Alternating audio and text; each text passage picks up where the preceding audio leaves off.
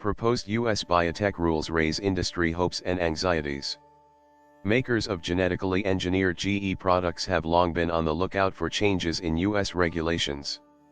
The system that divvies up the safety review of these products between the Food and Drug Administration, FDA, Environmental Protection Agency, EPA, and U.S. Department of Agriculture, USDA, is in the middle of a years-long overhaul, in part to accommodate modern gene editing technologies such as CRISPR. And a set of new proposals released last week offers hints about what those agencies still hope to change.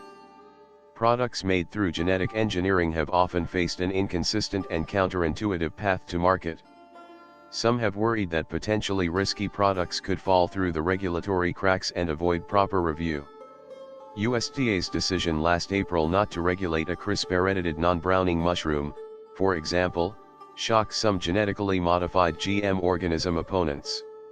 Meanwhile, developers of these products have argued that new precise techniques to edit a few letters of genetic code shouldn't be held to the same strict standards as older approaches that make less predictable or more widespread genetic changes. Earlier this month, the White House released an update to the overarching system of biotech regulation, known as the Coordinated Framework for Regulation of Biotechnology. But it's still up to individual agencies to clarify how they intend to classify and evaluate various GE products.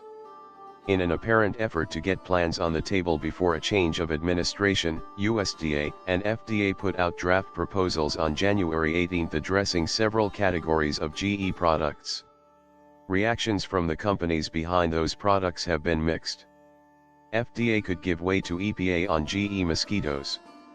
Controversy continues around proposed field trials for GM mosquitoes developed by the UK biotech firm Anxieties, but the agency responsible for determining their safety might change.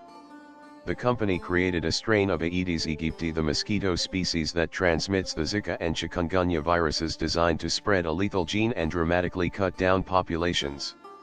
The company underwent a nearly 5-year process with FDA's Center for Veterinary Medicine before its proposed test release of mosquitoes in Florida was cleared last August.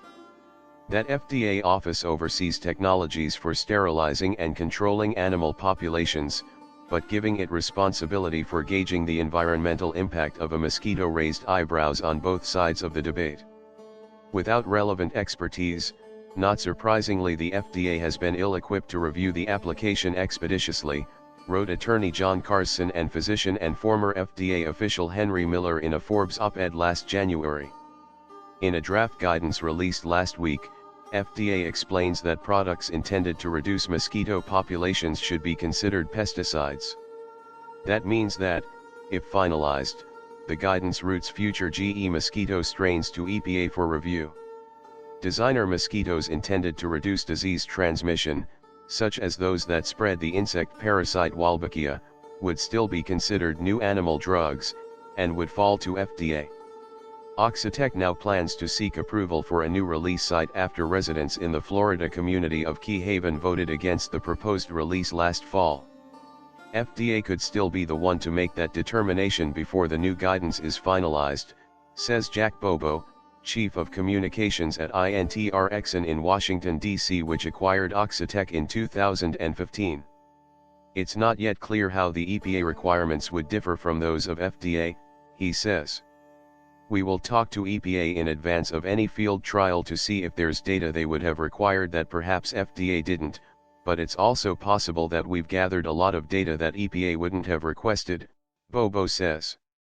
I'm not sure that it matters very much to us who regulates, as long as it's a transparent, predictable, and science-based regulatory process. A broad net for GE animals.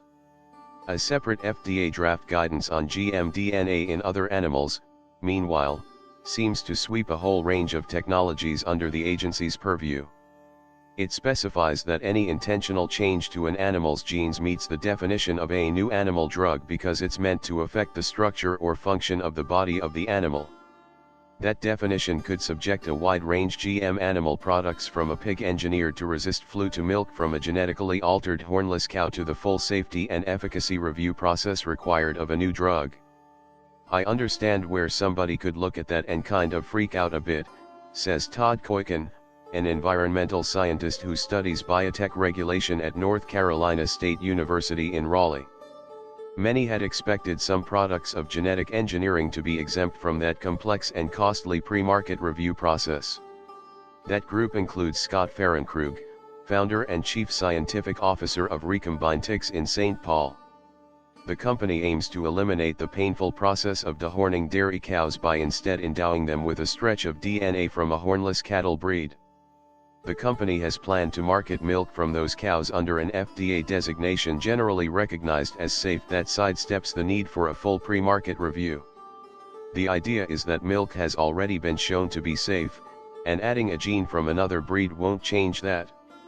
Now, the new guidance means the recombined ticks cows might need to go through pre-market review, even though their genome sequence is identical to hornless dairy cattle that could be produced through conventional breeding, Fahrenkrug says. Regulating identical products, that can't be practically differentiated from each other seems doomed to fail, he says, and FDA's proposal would put the US at a huge competitive disadvantage with other countries with less regulatory burden. Koiken suggests that FDA's document is more of a trial balloon, a first attempt to collect safety data on a broad range of gene editing techniques. I don't read that as, they're going to regulate every single genetically engineered animal, he says.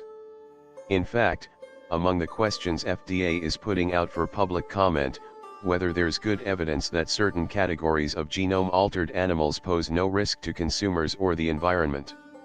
Exemptions for GE plants, with caveats.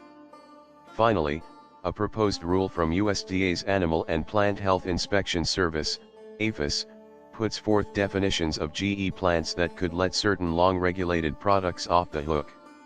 Early techniques to transfer plant genes relied on the bacterial vector Agrobacterium, which triggers pre-market review by APHIS because it's classified as a plant pest. Newer approaches like CRISPR, however, don't rely on that vector. USDA aims in its proposal to move away from regulating GE plants based on the process that produced them, and instead to evaluate the product itself for risk as a plant pest or noxious weed. The proposed rule exempts certain products from the definition of GE, including plants containing inserted DNA from a sexually compatible species, and plants with DNA changes that could also be achieved through older chemical or radiation-based methods. Those allowances were welcome news to some industry groups, including the American Seed Trade Association, which released a statement praising the policy. But there's a troubling caveat in the document, says Anthony Evans, CEO of Taxa Biotechnologies in San Francisco, California, which is developing ornamental plants through synthetic biology. Among the GE plants deemed subject to pre-market regulation are any plants with traits that haven't already been evaluated by APHIS for risk as a plant pest or noxious weed. Well-understood traits are inevitably those developed and licensed by large firms, he says. And smaller companies like his could still be required to run multimillion-dollar safety assessments, even for plants that would seem to pose no risk of acting like weeds. His company, for example, is developing fragrant mosses that contain genes from other plants, such as patchouli. Evans says he plans to ship out a new line of moss in March. Should I continue to develop new flavors, he wonders. Are we just going to have stop selling the moss, or are we going to get some sort of grandfathering clause? Any of these policies could change significantly before the documents are finalized. The agencies are now accepting public comment. And many researchers are unsure how the nebulous deregulatory agenda endorsed by the new administration of President Donald Trump might influence the final rules. Fahrenkrug notes that Trump has said he plans to cut corporate regulations by 75% or more, so we are taking a wait-and-see approach on this, he says. Thanks for watching. Like and share, and don't forget to leave your comments.